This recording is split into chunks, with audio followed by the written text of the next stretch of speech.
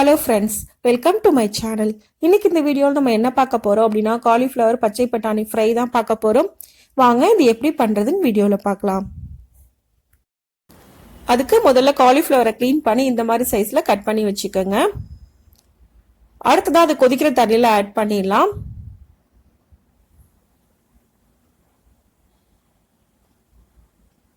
இப்போ இது கூட கொஞ்சமா உப்பு,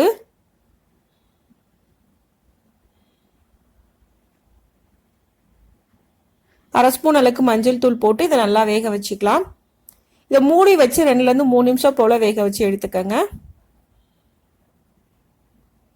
இப்போ 3 நிமிஷம் ஆயிடுச்சு. நான் ஓப்பன் பண்ணுறேன். இது நல்லா குக் ஆயிடுச்சு. தண்ணி எல்லாத்தையும் வடிச்சிட்டு நம்ம தனியாக எடுத்து வச்சுக்கலாம்.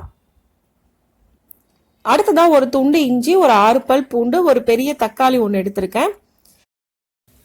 இப்போ அது எல்லாத்தையும் 1 by 1 மிக்சி ஜாரில் நம்ம ஆட் பண்ணிக்கலாம். இப்போ அது கூட அரை ஸ்பூன் அளவுக்கு மஞ்சள் தூள், காரத்துக்கு ஏற்ற மாதிரி மிளகாய் தூள் போட்டுக்கோங்க.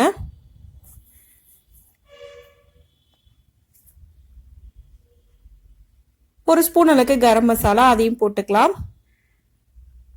இது எல்லாத்தையும் சேர்த்து நல்லா ஃபைன் பேஸ்டா அரைச்சிக்கலாம்.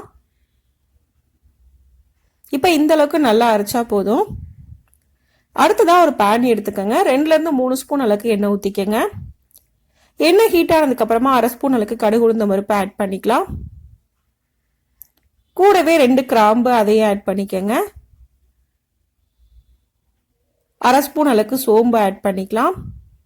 இப்போ இது எல்லாம் பொரிஞ்சதுக்கு அப்புறமா ஒரு பெரிய சைஸ் வெங்காயம் கட் பண்ணி அதையும் ஆட் பண்ணிக்கங்க. கொஞ்சமா கருவேப்பிலை ஆட் பண்ணிக்கலாம். இது எல்லாம் சேர்த்ததுக்கு அப்புறமா இதை நல்லா வதக்கிக்கலாம். வெங்காயத்தோட கலர் லைட்டா சேஞ்ச் ஆகணும், அந்த அளவுக்கு இதை வதக்கினா போதும்.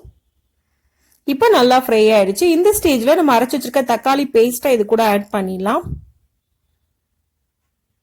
ஆட் பண்ணிட்டு நல்லா மிக்ஸ் பண்ணிக்கோங்க. மிக்ஸ் பண்ணிட்டு தக்காளியோட பச்சை வாசனை போறதுக்கு நல்லா இதை ஃப்ரை பண்ணணும். ஒரு 3 நிமிஷம் போல ஃப்ரை பண்ணா போதும். நல்லா ஃப்ரை ஆகி உங்களுக்கு சைடில் ஆயிலாம் செப்பரேட்டா பிரிஞ்சு வரும். அந்த ஸ்டேஜ் வரைக்கும் இதை நல்லா ஃப்ரை பண்ணி எடுத்துக்கோங்க. இப்போ நல்லா ஃப்ரை ஆயிடுச்சு. ஆயில் ஃபுல்லா செப்பரேட்டா பிரிஞ்சு வர ஆரம்பிக்குது. இந்த ஸ்டேஜ்ல இது கூட அரை கப் அளவுக்கு பச்சை பட்டாணி நான் ஆட் பண்றேன். ஆட் பண்ணி 2 நிமிஷம் போல இதை நல்லா ஃப்ரை பண்ணிக்கங்க. இப்போ நல்லா ஃப்ரை பண்ணியாச்சு. இந்த ஸ்டேஜ்ல நம்ம வேக வச்சு எடுத்து வச்சிருக்க காலிஃப்ளவரை இது கூட ஆட் பண்ணிடலாம். இப்போ இதுக்கு தேவையான அளவுக்கு உப்பு போட்டுக்கலாம். இப்போ இது நல்லா மிக்ஸ் பண்ணிக்கங்க. இப்போ இது நல்லா மிக்ஸ் பண்ணிட்டு 2லேருந்து 3 நிமிஷம் போல குக் பண்ணாலே போதும். இது நமக்கு ரெடி ஆயிடும்.